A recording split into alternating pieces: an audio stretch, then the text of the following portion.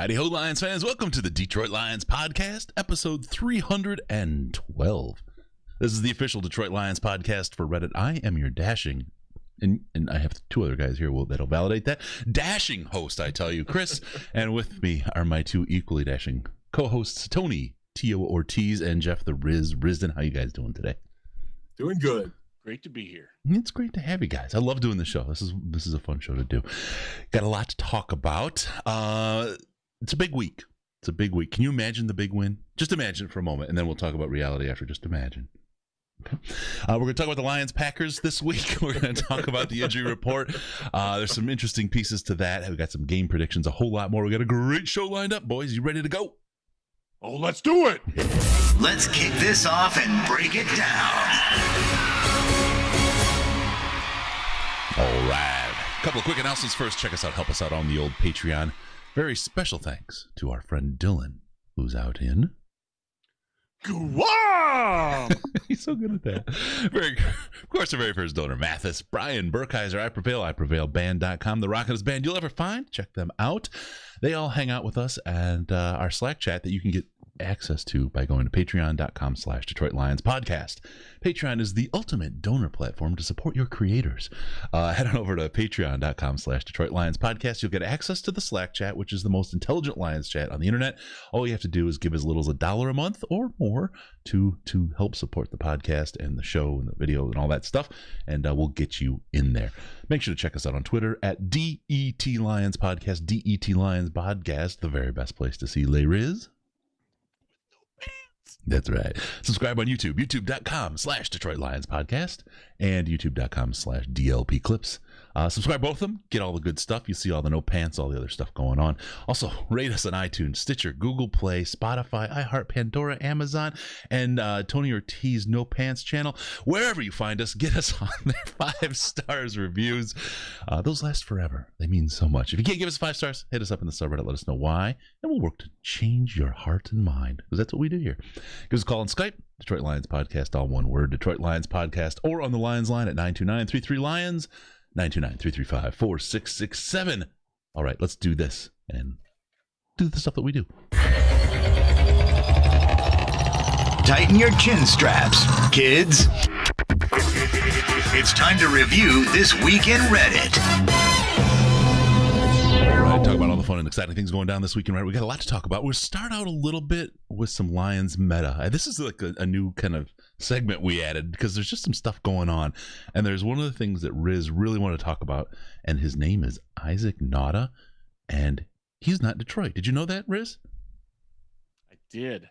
Not anymore. He's gone. Where is he? He's in Green Bay. They signed him. They signed him to the practice squad this week.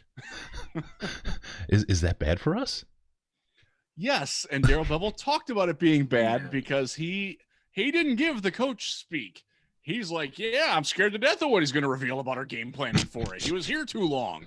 Oh, maybe that was the I know that you know that I know that they know kind of the coach speak, huh? You think he's being crafty and cagey, or is he still too young as a head coach to know to be so cagey and creepy? He went to Wisconsin, so probably not. Shout out to Wisco Boiler from the Patreon chat. I mean, it's yeah. There's a lot. Like every coach is gonna be like, oh, he knows enough about the game plan. They can study film. They can figure these things out anyways. Mm-hmm. But with the coaching change, that's a different dynamic, and Nauta survived through that. So he does know more than what you would pick up off of film in terms of what they're trying to do, what they're trying to change, what their goals are. So yeah, it's a bigger deal this time than normal. Normally, I don't really care that much about it, but in this specific instance, it's. Didn't they pick up Toy Lolo or one time? It was somebody like him, right? Or Michael Roberts or somebody whose name we've all forgotten. I don't know. we have a plethora of old tight ends that just suck. Nauta being the latest of them, by the way. He's never going to help them on the field, that's for sure. Yeah, not a problem there. And they do have Robert Tonyan, who used to be a Lion. Oh yeah, he's had a real good season too. And Chris, he's been real good. He's been really good. And Chris, here's the thing: with the new, as Riz was mentioning, with an interim head coach in there, you weren't going to change a whole lot of stuff anyway because of the quick turnaround with the new coach. So that makes it even more interesting. And look, I don't know how much Naughton's going to be able to give away, but it does add a new element to the Packer-Lion rivalry that hasn't been there for a few years. Let me put it that way. There you go. All right. You talk about that, and this there's this whole thing about, do NFL teams get a bounce after firing their coaches? It's on 538. They did some really good statistical work on this, and it's from the subreddit. Let me give the poster credit. I shouldn't have tried it. Anyway, I_NEH. I don't know. Ine, whatever. It's great stuff there. I can't pronounce your name, but you got really good readable stuff here. So we're looking at what 538 put together. The fired coach had a win percentage on average of 27%, 0.27. Where the interim, you get a huge boost. You do get that bounce of 12.5% to 3.96 win percentage. Okay. Not a whole lot. And over time, it doesn't continue to help, and it doesn't continue to carry. Your best bet is generally, judging by the numbers alone, to go find yourself another coach. So you get they're calling it the dead coach bounce. The dead coach bounce is real, but it's very real. We saw it last week. I saw it personally in Cleveland when Greg Williams, who's a dead coach, took over for Hugh Jackson. I believe he went 5-3 with a team that was 2-7-1. So yeah, it's real, but they weren't keeping Greg Williams, and for good reason. If you saw what happened last weekend, Greg hopefully is out of the NFL now because he's a dipshit. He's got to have some kind of value. I mean, he could probably do a podcast. Wait. It would not be family friendly. Let's put it that way. No. Yeah, he couldn't even do that. See, we got that on him. We can do a podcast that's family friendly most of the time. Purple instead of blue. Except the end of last week, Tony, when we made the ear. Oh comment. yeah. Oh my! That was great. That was really cool. I had forgotten about that moment. It just popped up for me. So what you're getting at, though, Chris, is that we should probably enjoy Darrell Bevell while he is the interim head coach, because he's not going to be the regular head coach. Yeah, I don't think that the 12% winning percentage increase is going to really rear its head here. I think more the other 90% is going to show itself here as far as this week against the Packers. But maybe we'll talk about that. There's always hope. You got to admit, though, if they upset the Packers on Sunday, his candidacy looks a heck of a lot better than it did a week ago. That's right.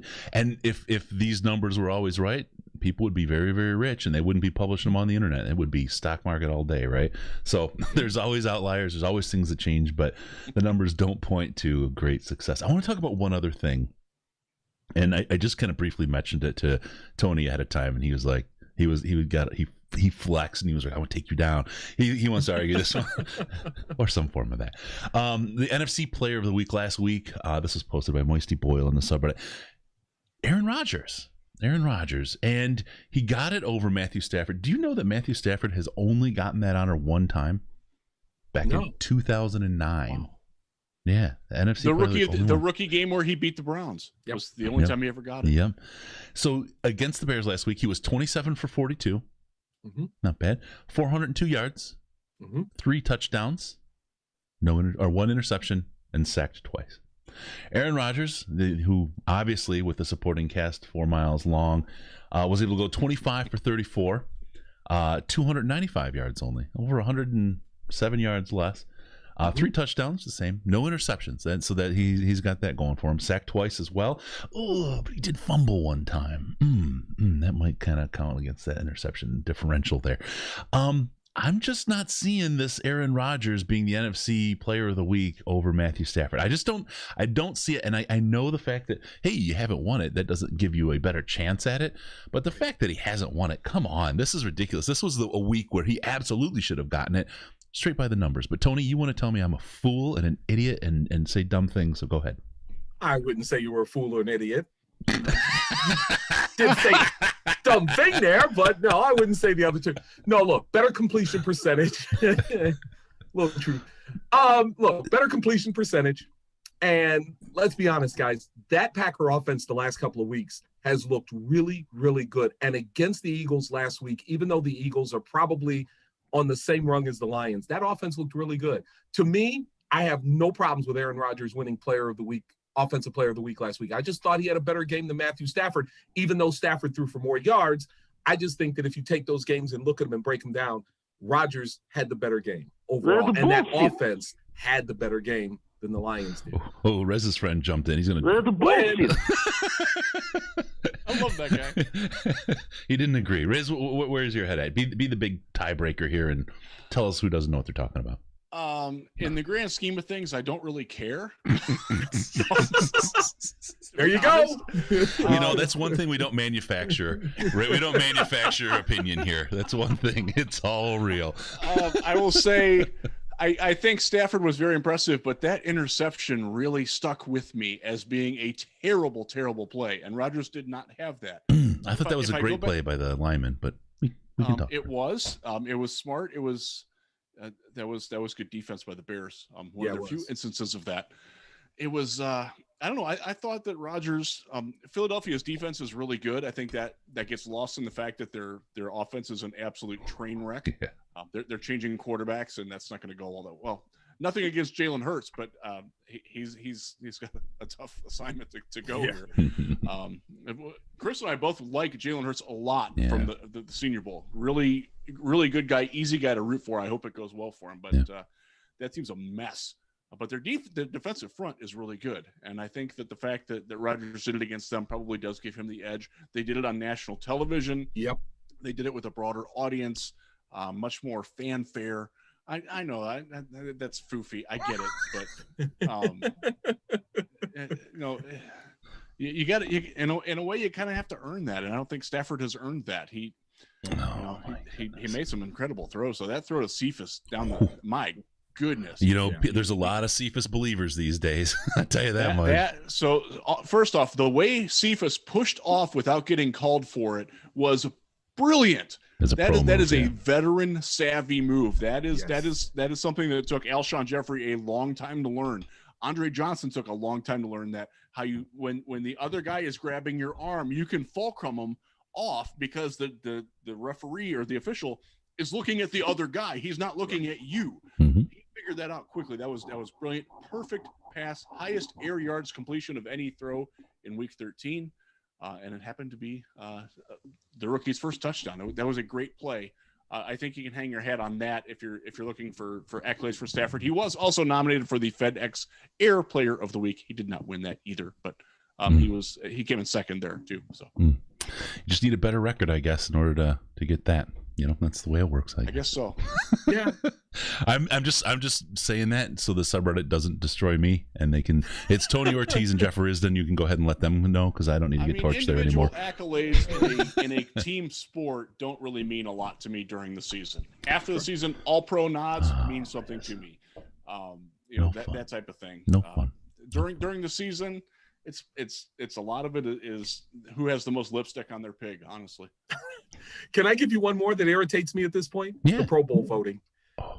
People make a big deal about the Pro Bowl voting, and here's the thing. There isn't even going to be a Pro Bowl game. It's going to be played using Madden 21, and people still make a big deal about who's leading in the votes, who's got more votes than the next person, and it drives me crazy because the Pro Bowl is nonsense.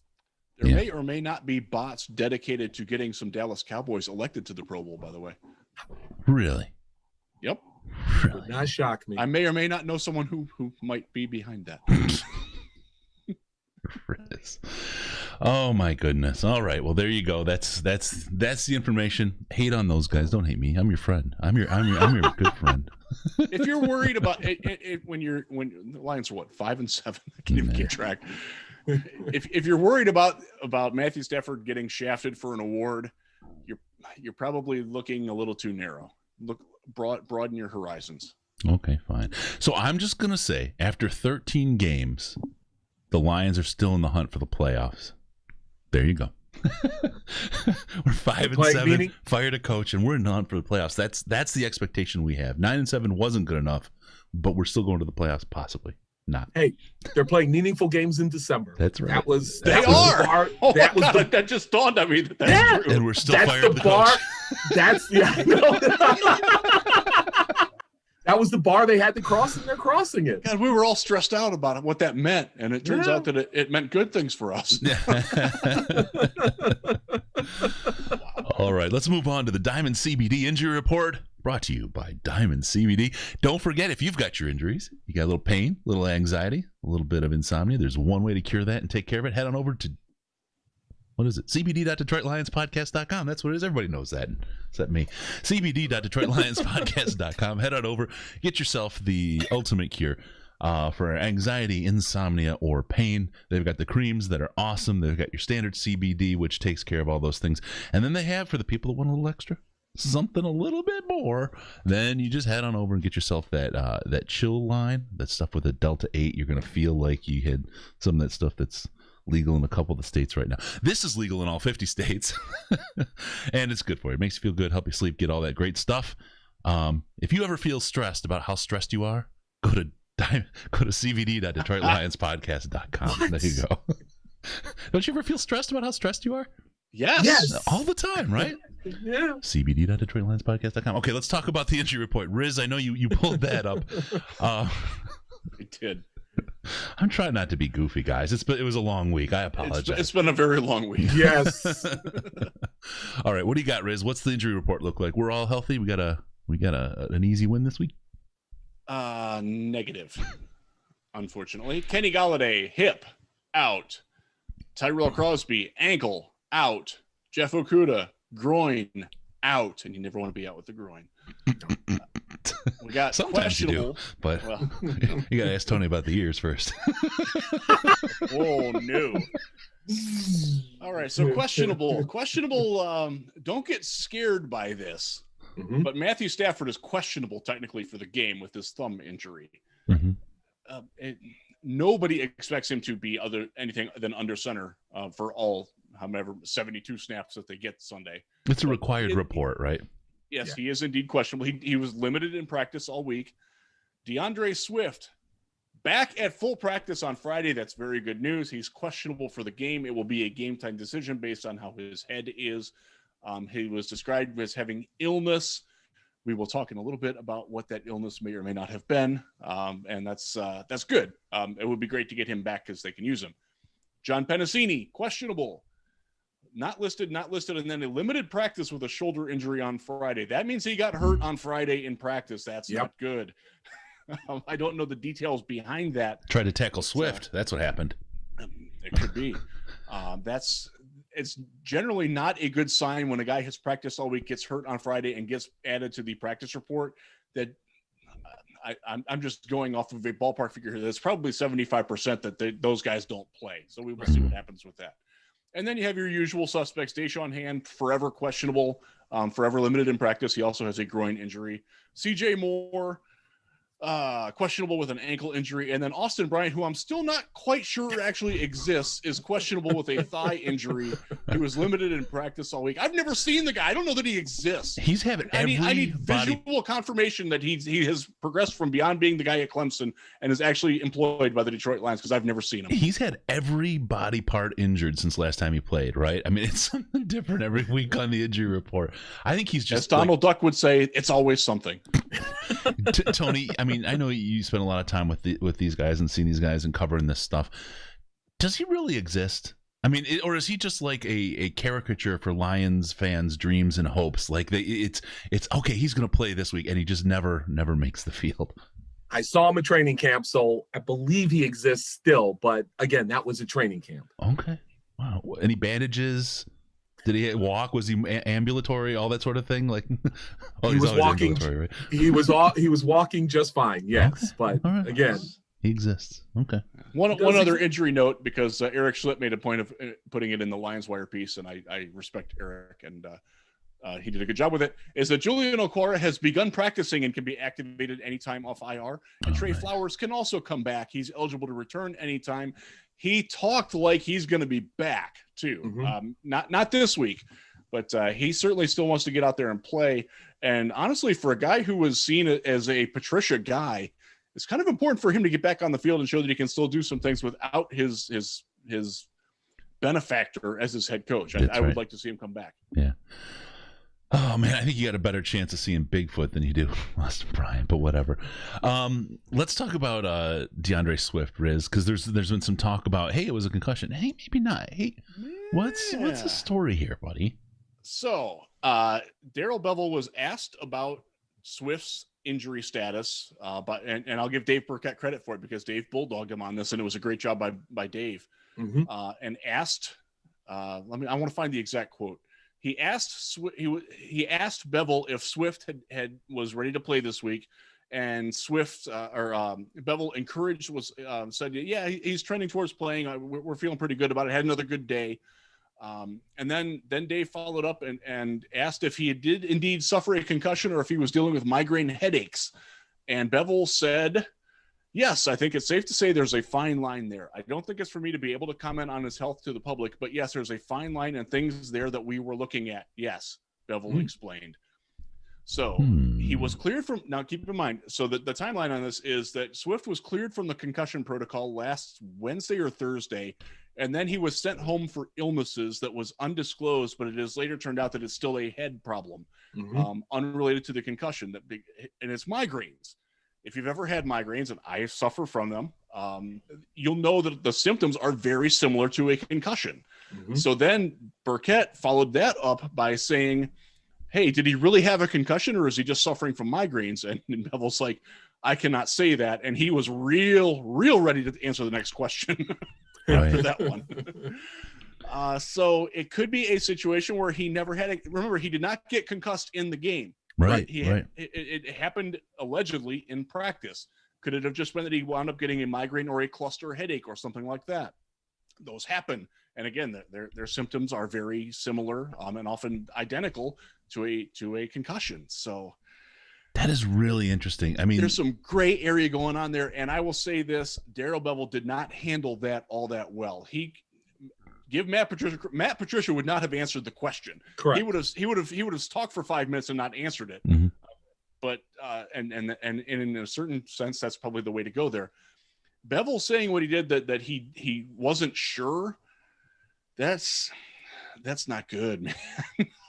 It's not. First off, it's not good for Swift because if it was a concussion, at least he's going to be over it. And while he's susceptible to more for having suffered a brain injury in the past, you can kind of protect that. If you're getting migraines, guys, I've had them since I was 12. I'm almost 50. I mean, they don't go away. They're a recurring problem. They are debilitating. Look at a guy like Percy Harvin. He lost his NFL career because of migraine headaches. He could not get past it. I hope that's not the case with Swift, but now that door has to be open and we have to kind of walk on those eggshells a little bit. When did you get that old, Riz? When my parents birthed me. You should celebrate your youth like Tony and I. I'd love to. Tone, what do you think, man? This is a real odd deal, and I kind of am a little frustrated with the trainers because if this was all migraines all along, how did they miss it? I mean, how do you diagnose a concussion? I get that the symptoms are similar, but this is doing a disservice to everybody. Yeah, it is, and it kind of made DeAndre Swift look questionable. It's like, okay, what exactly is wrong with you? What are they hiding? And that's the other part of it too. It looked like they were hiding something when in reality, it didn't seem like they had to hide this. If it's migraines, come out and say migraine. I'll give Darrell Bevell credit for at least saying, look, I can't say it's migraines, but I'm not going to lead you down the wrong road or down the wrong path. And yeah, that's fair. Head coaches are really funny about, we saw that with Matt Patricia, we saw it with Jim Caldwell. Head coaches are really funny about giving away injury information like that. So I'll give Bevell credit for that. Yeah. The other thing that comes to mind too, guys, you hate to see a young Lions running back with a situation like this because the first thing I thought of when Riz mentioned it was Javid Best. That's the first thing that came to mind. You hope that this isn't a similar situation to Javid Best, who I thought was a terrific player who fit in with the Lions offense, but it was injuries that just doomed him and just couldn't stay on the field, and that was frustrating. So you hope this isn't a similar situation to that. Yeah. All right, I want to move on to another player who's off on the injury report, and one of the key abilities is availability when you're a football player. Kenny Golladay up for a big contract this year. Now this hip, maybe He thinks he is. Yeah, well, okay, good point. I'm just setting these things up. You knock them down how you want. It's like a game of bowling today. Sorry, woke up in a bad mood. Game of bowling. Carried over. Tony, where's your head at, man? This doesn't. So okay, this now the hip, right? This doesn't bode well for him on top of where he's at to the reasons exactly like Riz said. Right. But here's the thing. We don't know what the next GM is going to think about this. We don't know what the next GM believes and thinks about Kenny Golladay. He might think that Kenny Golladay is the type of receiver that you build an offense around, and they give him the money that he's looking for. You're right. These injuries don't help, but yet to be determined whether he will actually come back or not. By the way, Jim Schwartz scouting report on Kenny Golladay, he's good, but he's not Calvin Johnson yet. He's always just thought I'd share that. I love you, Tony. That's great. So good. Oh, man. All right. Well, we'll keep an eye on that situation. Obviously, breaking. Drop my lamp. By the way, that one thing that did kind of annoy me when people started comparing him to Calvin Johnson. I mean, Kenny Golladay is a good player. He's not quite there yet. And I hate comparisons like that. Don't compare. You want my take on it? Read my 10th cent at Real GM on Monday. You got it. 10 cents column because I went off on that. And I actually got feedback from 2 ex-NFL players who told me that I was dead on right. The thing I think part of it though is Lions fans inherently, we have our problems, right? Let's put it that way. And Kenny Golladay coming in, it was right after the loss of Calvin Johnson. People were like, what are we going to do at wide receiver? Obviously something that still hasn't been answered. But they were like, they were like, okay, this guy, look at what he's doing. And he did it with 4 bad quarterbacks his senior year who couldn't throw. That's why he's good at catching crazy balls, because they could never get one within his zip code to where he was on the field. Okay, he's going to be Babytron. Yeah, no, not Babytron. That diminishes him. But it was like immediately they were trying to find that replacement.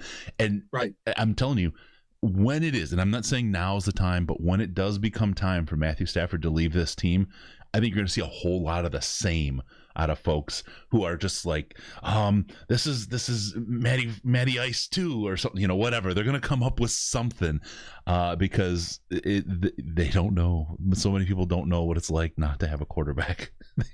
And guys, there's something else that kind of figures in the equation too. We don't know if Marvin Jones is coming back next year. We think he is, but we don't know. I don't believe Danny Amendola is coming back next year, just from all the changes alone. So right there, you're down your top 2 or 2 other receivers. It's going to be interesting to see how the new GM and new head coach configure this roster. I mean, right now, your number 1 receiver going in the next year could be Quintez Cephas. This is like exponentially a Mayhew Millen draft. We're going to do 3 years of drafts in a row, and the first 3 picks grabbing wide receivers. This is a good year to need one, though. Yeah, it is. I mean, if you're gonna do it, I guess do it this year. But boy, we're hurting at wide receiver. Devontae Smith, Jalen Waddle, and gimme. Pick your poison, right? And we talk about this. Pick your poison. You're gonna fix the defense. You're gonna fix the offense because you don't have enough picks to fix them both. Almost forgot about Mohamed Sanu. He's under a 1-year contract, so he's not.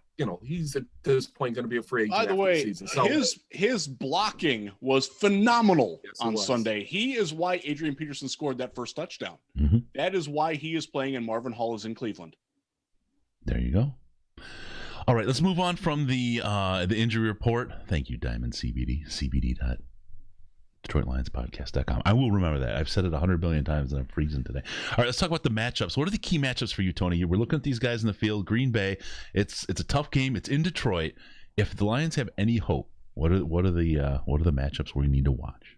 I'm going to stun you. I think it's going to be the running game for the Packers. If the Lions can shut down Aaron Jones and force the Packers to become one-dimensional, I think they have a chance in this game to pull off the upset. But to me, the unsung hero of the Packers offense, and Jeff, I hope you agree, is Aaron Jones. He is a terrific running back, and he gives them a whole new dimension offensively. The Packers, to me, seem to be a better team when they have a good running game. Aaron Jones gives them that good running game. So job number 1 for the Lions, and Everson Griffin even said this the other day, they've got to be able to stop the run, and they've got to be able to force some pressure, get some pressure on Aaron Rodgers and make him feel uncomfortable in the pocket. What about you, Riz? What's your matchups? I'll go to the other side of the ball, and the Lions offense, they have got to get push against that defensive front. Yep. The Packers are vulnerable to teams that can ram it down their throat. The Lions at times have been that. I think we saw some signs of that from Adrian Peterson last week. He did pretty well. They've got to go out and just physical run game, attack, run downhill. Don't run. I don't want to see anybody running laterally this week. I want to see them attacking downhill, because the Packers defense, specifically their linebackers, are built on speed and getting to the outside. If you run at them, you can have a lot of success at that. That sets up play action. That sets up any speed that you might have on the team. They don't really have that, but Marvin Jones is pretty good at double moves. We saw Quintez Cephas get open down the field. TJ Hawkinson could have a good matchup this week, depending on how they dictate that. I think Hawkinson is a key piece to this game. He's got to get off and again, power run game, setting up the play action. That's how you keep the possessions to a minimum. You want to slow Green Bay down. You do that by having nice long drives. Yep. You do that by not committing penalties, having good special teams. It's playing good, fundamental, sound football and hoping that Green Bay makes some mistakes that they sometimes do, sometimes they don't. Yeah. It's interesting, and when I think about this, because what I really, really think we need to do is get pressure on Aaron Rodgers, what Tony kind of ended with on his side. I think that is the key. Now, don't let him run though. No, you've got to do the smart rush. You do it against Deshaun Watson. You do it against Russell Wilson. They did it well against Kyler Murray. Here's the thing, though, right? And this is the thing that where I'm going, because it's all about, you say that and you're talking about, hey, I'm going to hit the quarterback. I'm going to hit the quarterback. I'm going to hit the quarterback. But we've played them very, very well the last couple of years, better than we should have. The defense has played Green Bay better than they should have the last couple of years, the same way they played Patrick Mahomes, to elaborate on your examples when we played them. It's that cover and contain kind of thing. They keep him in a hole and they just start collapsing around him and get those hits, and don't let him escape. Don't let him run, because he builds confidence. He loves being under pressure and running. He absolutely loves it. He feeds off that, and that gets him going. You've got to hit him, but you cannot let him run, as you said, Riz. That's the big thing. So we don't get a whole lot of hits on him in the last couple of years, or we haven't gotten a lot of hits on him in the last couple of years. But it is all about that containment, and it's been successful. So I don't know how. Here's another question for you guys. What person in the Lions secondary is going to cover Devontae Adams, who is on quite a roll the last, I'd say 10, 11 games? He's so good. He's been on fire. I would like to say Amani Oruwariye, but he has played not well the last couple of weeks. He got his business handed to him in Chicago. Yes, and it wasn't just by Allen Robinson either. It's going to be Will Smith, Amani Oruwariye, Tracy Walker, and maybe a little bit of Tavai. It's not going to help. Oh, man. I think the best that you can hope for with Adams is that you let him catch the ball and get him to the ground right away. Yeah. Yep. He's really good after the catch too. Very physical, very difficult to tackle. Swarm tackling, be positionally responsible. Okuda's out. That hurts. That pushes somebody else. That pushes Darryl Roberts into much more of a prominent role. Actually, Roberts, I don't want to say he played well, but he didn't suck in Chicago. Mm-hmm. He can he's at least a willing tackler. He played well early this season when he was pushed into service. I mean, he was not a liability. We'll put it that way. Yeah, exactly. But you're going to have. He's your number 4 corner. You're doing okay. You're going to have safety help over the top on Adams, and exactly right. He's probably going to wind up catching the ball, but please don't let him get past you and just take him to the ground. That's the key. I'd like to see Duron Harmon shaded specifically towards him. Let Marquez Valdez-Scantling, let Robert Tanya, let those guys try to beat you, because Aaron loses confidence in them quickly if they don't. Yep. And that's one of the flaws for the Packers offense, is that they are very dependent upon Devontae Adams being the alpha receiver. But if he's the only one that's working, like if Valdez-Scantling drops the first pass, Rodgers isn't throwing him the ball again. He's like that. Right. So maybe you'll get lucky with that too. All right. Well, with that, we'll move on to the keys of the game. If you're buying what Riz is selling, head on over to Amazon. Amazon.DetroitLionsPodcast.com. It's the holiday season. You get yourself all your gifts, all your good stuff. You see that? We call that a segue. Into business, right, Tony? That's a segue. I learned everything I know from T.O. He's like, no, Oh, don't ruin my God, name. no, Don't ruin no. my name like that. don't wreck my reputation. Amazon.DetroitLionsPodcast.com. Get all your gifts. You run out of time. You don't want to, the plague is hitting worse than it ever has. You don't want to go see people. It's horrible to see people. People are terrible. Just do all of your stuff from home. Don't even visit anybody, as a matter of fact. Don't go to anyone. Don't see your mom. Don't see your dad. Just order it. They'll wrap it for you. Mom. They'll wrap it and they'll ship it, and you say, I got you something. Don't call, right? And you're free. And then you just play your games or whatever you bought yourself at Amazon.DetroitLionsPodcast.com. And that's the key to a happy Christmas. To heck with the family, to heck with the friends. Order everything from Amazon for you and everybody else. There you go. Amazon.DetroitLionsPodcast.com. Remember, people are terrible. Yeah, people are terrible. Terrible. Also, don't the Twitter subscribe mentions to to this prove it. channel. Don't subscribe to this channel. We don't want people subscribe. We want to keep an exclusive club here, okay? The algorithm is working against us on YouTube, so do not subscribe to this channel. Okay. Keys to the game. T.O., what do you got? They got to play with some discipline against Aaron Rodgers. They really do. I mean, as Riz said correctly, you can't let him run. You can't let him get outside and run. So you got to, if you are the Lions front seven, you've got to play with some discipline against Aaron Rodgers. Keep him contained in the pocket. And if he starts to get out, you've got to be smart. The other thing, too, don't let him draw you offsides. He loves that. He loves that count. He's good at it, too. And he's real good at it. And it's funny. You listen to him, it's the same, 319, hut. You hear it all the time. And yet, he can still draw people off sides like that. So you've got to be disciplined and focused against Aaron Rodgers. The other thing, too, guys, think about this. If the Packers beat the Lions and the Vikings lose to Tampa Bay, Green Bay wins the NFC North division. Don't think for a second that isn't going to be on the minds of the players on Sunday. So don't be surprised if the Packers come out and want to put this game away early, especially knowing that the Vikings and Buccaneers play early. They are at the 1:00 game. So by 4:25, you have a pretty good idea if the Packers are on the road to winning another division title. That's right. We are the late game this week. Correct. That's so weird. I thought you were going to say they were going to come out and choke, Tony. I was certain of it. No, they are not going to choke. I want to get Chris Thompson on the phone. If you haven't seen the St. Jude episode, it's definitely worth going and finding. Right, Tony? Sure. No, I don't disagree with you. I'm just telling you right now. I don't disagree with you at all, okay? No, all right. Let's move on. Keys to the game, Riz. What do you got? Win the first half, because this is where Green Bay puts things away. No team scores more points in the first half of a game than the Green Bay Packers. They average 18.7 points per game before the half. That's 26 over the last 4 games, believe it or not. They are burying opponents on offense, but on defense, they also do it too. They are 5th in the league in first half points allowed.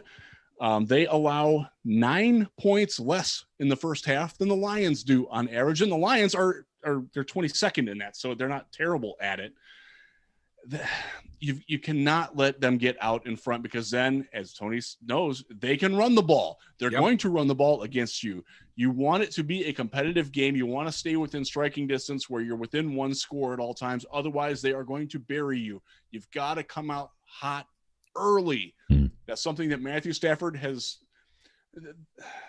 throughout his career. He's kind of struggled at that. He will have games where he comes out on fire, and he will have games where he comes out and gives you 2 for 5 for 11 yards on the first couple of drives, and they're 3 and outs. You can't do that against this team this week. You've got to keep the game manageable at halftime.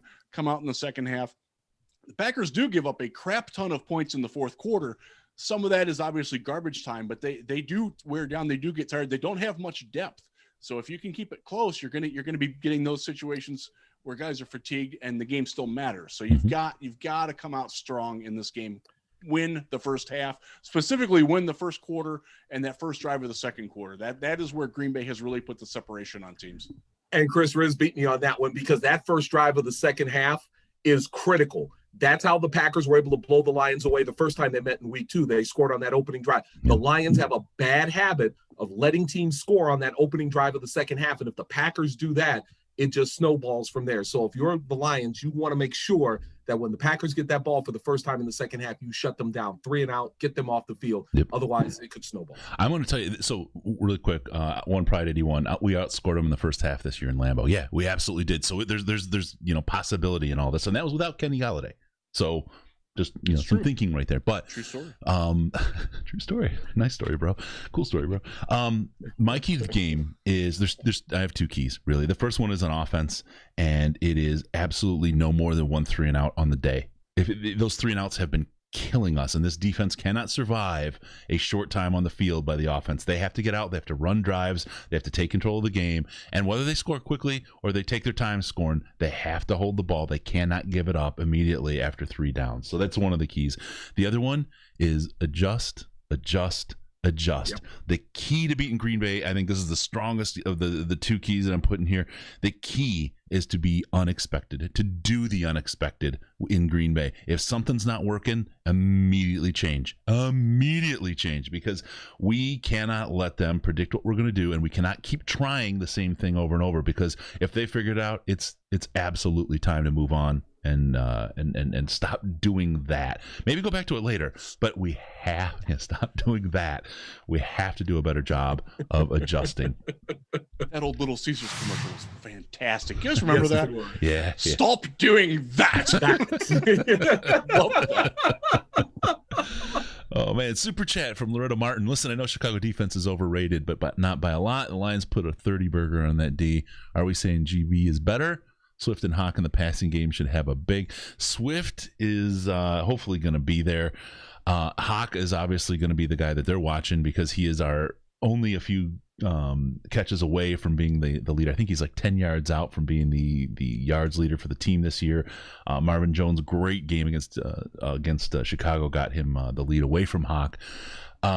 That's great, but I think it's going to take a lot more than 30 points to win this game against Green Bay. I just think that it's going to their side of the scoreboard is going to look like a gas pump back in 2008 during the housing crisis, right? Just yeah, they're really, really effective, and they do it against a variety of defenses. If you load up to stop the run, then you're letting Aaron Rodgers take over the game. Yep. If you try to stop Aaron Rodgers, they're going to give it to Aaron Jones, who, by the way, can run for 77 yards with nobody touching him. Mm-hmm. They are a very well-built team. Their left tackle, David Bakhtiari, is one of the best in football. Their line, Corey Linsley at center. I'm not sure about his injury status, but he's a very good one too. They are a very good offense. There's a reason why they can clinch this week, and there's a reason why they're going to be the number 2 seed in the NFC. Yep. More than likely. They're good, guys. Our best bet is a shootout. Don't diss that. Yep. Our best bet is a shootout this week, I think. Tony, you look like you don't believe that. No, I'd go the opposite way. Your best bet is a low-scoring defensive. I agree. game. Make it muddy. Yeah. I don't think you're going to be able to do that. I just don't think you're going to be able to stop Green Bay. So you need to put the points on the board. Yeah. If you get a couple Matt stops, Prater to make every available kick too. He can't be missing extra points anymore. Yep. Absolutely. All right, we got Vegas here. Vegas has Green Bay by 7.5 points. Minus 400 in the money line. Lions plus 345. Over under. Here we go. What do you guys? We give you guys the test every week. We test you against the experts in Las Vegas. Tony, where do you put the over under? 52. Riz? I'm going to go 54.5. That seems higher. 55. Oh. Riz. Nice, Riz. He looked it up, Tony. Don't worry. Don't believe him. He's I a did Tuesday when the line came out. Yeah, he did an article on it. By the way, over. Yeah. Yep. Over. Absolutely. Yep. Yeah. 100%. Yeah. This is the over week. All right. Yep. Let's get down to it. We're coming up to the prediction. We may have been predicting the whole game, the whole show, the outcome of the game. I'm going to go to you first, Riz. What do you think? Who's going to win this one? This is a game where I hope that it's within double digits. I really do. Green Bay is really good. I don't want to blow more smoke up them because they don't need it, but they deserve it. They're really, really good.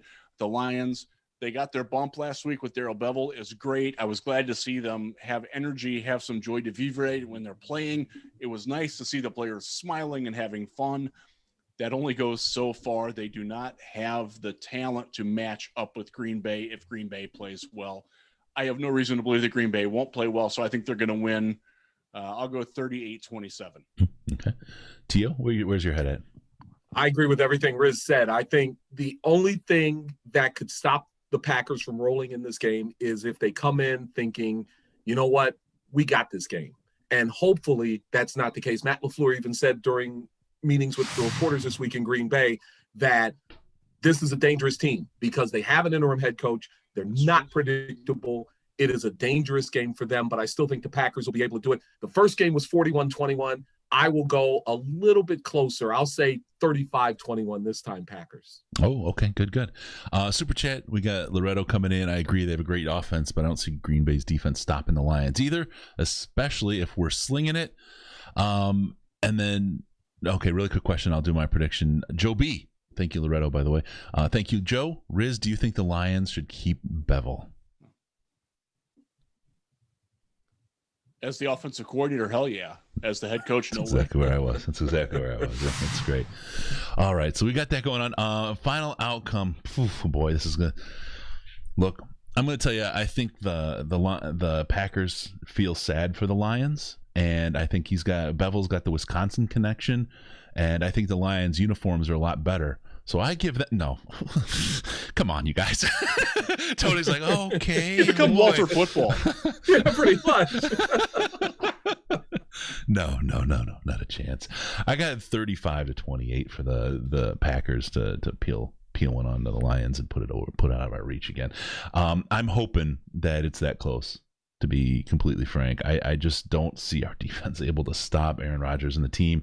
And as good as our offense played against Chicago, we did have some troubles along the way, and I just don't think it's clicking the way it needs to be.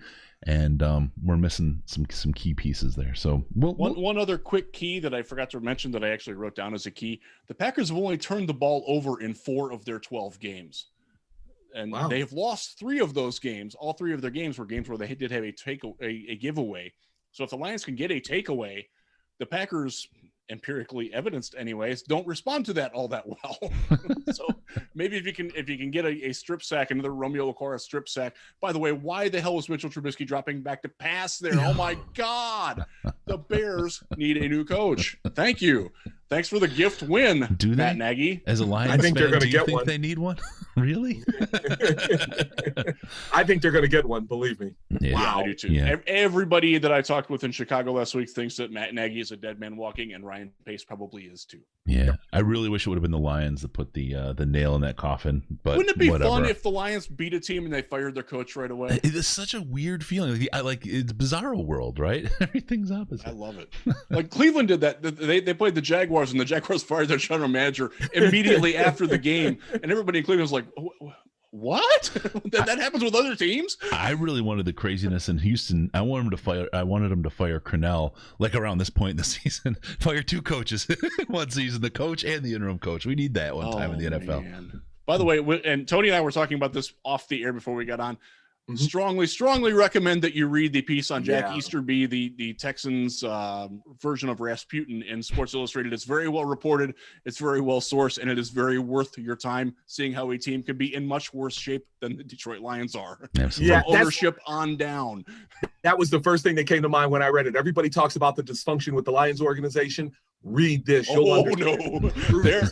They are a new level of bat bleep crazy down there. Yes. Oh man. All right, lastly I want to tell you guys about the St. Jude auction really quick. It is 1 week left is all you got. 1 week left to get access to all the sweet stuff. Darren McCarty signed puck that says F. Lemieux, Sweet Revenge. And you're gonna be betting against me for that one. We got a Darren McCarty signed helmet. We got an Oruwariye signed helmet. We've got Dan Miller is going to do a custom voicemail for you. That's the thing that's up on the auction.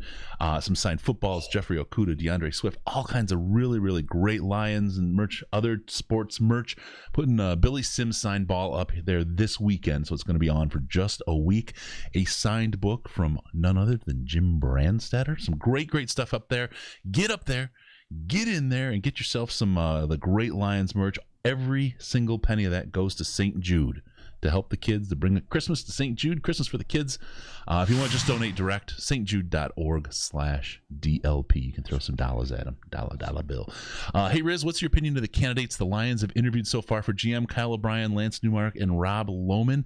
Thank you, One Pride 81, for that super. Yeah, thank you. chat, That's a good brother. question. They are internal candidates. They're all currently in the Lions front office. They are the people that are making the decisions on who to bring in. They did some tryouts this week. One of them was Tremaine Brock, the former he started in the Super Bowl for the 49ers at cornerback. He's 32 and can't play anymore, but they're at least trying it. So they're trying it. Kyle O'Brien is going to get a job somewhere. I don't know if it will be in Detroit, but he's good at what he does. He's great in the role of the manager of the scouting department, like the vice president of player personnel, which essentially is the person that the collegiate scouting and the pro scouting report to. He kind of gathers information about other teams. He's very good at that. He was the GM, I believe, in Jacksonville for some time. Mm-hmm. He's got great hair, which is always an advantage. He has the best visor hair of anybody I've ever seen. He really does. There's the Raz, but there's also the Riz, and the Riz has hair as one of the key item indicators. I do care about these things. You can tell a lot about a person about their hairstyle and their pride in it, and he takes pride in that. Of course. Tony's getting mad. You better fix it, Riz. Fix it, Riz. Fix it right now, man. I'm gonna hold on that line. To lose. Yeah. You gotta fix that. So I would expect him. I don't think he's a serious I don't think any of them are serious candidates for the Lions. I think they were interviewing to possibly stay with the Lions. That is something that Lance Newmark has done incredibly well. He predates Matt Millen. Yes. He's been around for a very long time. I wouldn't necessarily be upset if he's not around anymore. And that's nothing against him personally, not at all. He's a good dude. I've met him a couple of times. He's perfectly fine at what he does. Anybody who's been around a team that long, I start to wonder why they're still there, especially when the team hasn't had success. So it wouldn't bother me if they got cleaned out, to be honest with you. I do think that they were interviewing more to show Sheila and the search committee that is being assembled, which, by the way, does include O'Brien, from what we understand, that they're capable of coming back. And I wouldn't be upset if O'Brien stays in his current spot. Honestly, I think he does a good job at it. But the other guys, I don't see them being with Detroit next year. But people have said that about Newmark for a long time. Yeah. Tony, you know those guys better than I do. What do you think? I like Lance Newmark a lot. I really do. I would like to see him stick around. The one thing I like about those internal interviews is, and you guys know this from corporate America, sometimes jobs open up and you never get looked at. Nobody even considers you for a moment. And you might have designs on the job. You might think, well, why don't they interview me? I like the fact that they interviewed a couple of in-house candidates. Even if they don't get the job, at least the organization is saying, hey, we value you enough to at least consider the possibility of you having that job. So kudos to the Lions, at least, for doing that. And it helps them get their process together. It's kind of a little bit of a less tense kind of a situation, not for the interviewee, but for the interviewers, because they know them and they can understand each other. But it lets them kind of, because interviewing is a skill. It's a distinct skill to be able to interview and hire good people. You need to practice at it to be good. So I hate to say that these guys are just practice, but you're absolutely right, Tony. When you look at those internal candidates, it says a lot about the organization. I want to bring something up really quick that was not on the docket, but it was a question that Case and I started talking about a little bit last week. We'll start with you, Tone. Amy Trask. If they could peel her out, what do you think of Amy as like a VP of football operations kind of role or something like that? I'm the wrong person to ask because I'm a huge Amy Trask fan. I have her book. I've read it. I love when she's on television and radio. I would love to see Amy Trask come here. That would be outstanding. I'm a fan, so I'm all for it. Thumbs up if Amy Trask was given a chance to come here. I think she'd be terrific. You're a journalist too. You know how to be fair and balanced. I'm okay with your assessment. Riz, what do you think, man? I'm in the same boat as Tony. I've read her book. My wife has actually read her book and enjoyed it very much. She's very, very smart. The fact that she is Al Davis's daughter has never – it opened doors for her, but it never was the reason why she stayed in those doors. She's really, really sharp. She's tough. She asks great questions. I think that's one of the things that comes across whenever you're interacting with her on Twitter, whenever you see her on podcasts or anything like that. She asks very smart, probing questions that other people don't necessarily see. She's been part of an organization that had a nepotism problem, and she was a little bit accused of being that. Yep. She made sure that was not true. She is very, very good. I personally want her to be the next commissioner of the NFL. I don't know how realistic that is, but if the Lions could get her in here, hell yeah, man. On the way to commissioner, that would be awesome. Can you imagine former Lions commissioner? God, for once we'd feel like maybe we had a little bit of edge in the I'll say this right now: office. If they had an election for commissioner, Amy Trask would win. I agree. Interesting. All right. There you go. Two bright gentlemen and me weighing in on Amy Trask, and we'll continue to kind of pull that thread a little bit as we go forward. But with that, we are going to call it a week. Tony's wife has some shopping to do, and we're holding it up. And that's the last thing we want to do. You always have to take care of your friends and their families. I don't want to go shopping. Well, man. Sorry, Tony. I'm so excited. I'm going to the outlet mall tomorrow. I'm pumped, man. I love going to the outlet malls. I have Those a are weakness fun. for that. As Chris knows, because I went to one when I came up to Chris's house for the first time. I'm like, oh, there's an outlet mall not far from you. I'm spending 2 hours there. I'm going to be late, Chris. They had a Puma store. And a Smoothie King. We got it all here, Riz. You got to rethink your location. Did they have a Johnny Rockets? This is important. Did they have a Johnny Rockets when you were a few years ago? Not that I'm aware of. Oh, I think there is a Johnny Rockets around here. I used to be. You got to have a good. You got to have a good outlet hamburger place for an outlet mall. You got it. Tony knows what he's talking about. All right. With that, we're going to call it a show. Thank you for everyone to tune in. Tony, thanks as usual. Riz, thank you so much. Use the comments of the subreddit to give us your feedback. Let us know what you think of the show. Appreciate all that. And also don't forget about us on Patreon. Patreon.com/Detroit Lions Podcast. Patreon.com/Detroit Lions Podcast. As little as $1 a month will get you access to the Slack chat, which is the most intelligent Lions chat on the internet. It's beyond rocket science. It's beyond brain surgery. It is Lions chat that's smart. There you go. Check us out on Facebook, facebook.com/The Detroit Lions Podcast, and on Twitter at DET Lions Podcast. DET Lions Podcast is where we really, really expect to see Tony one day, just like Riz. Uh-oh. I can't find my pants. He sold it so well. He's so good at that. Give us a call via Skype, Detroit Lions Podcast, all one word, Detroit Lions Podcast, or call us on the Lions line, 929-33-LIONS. It's 929-335-4667. And be sure to go to Detroit Lions Podcast, subscribe to the podcast so we can come in your... So we can show up in your... So you get the show every time it comes out. check your ears. Check your ears. You might find it there. Thank you for tuning in. We're going to see you next time on the Detroit Lions Podcast. Remember, no pants, no toasters, no hot tubs, no problems, because we're your Detroit Lions and Reddit connection.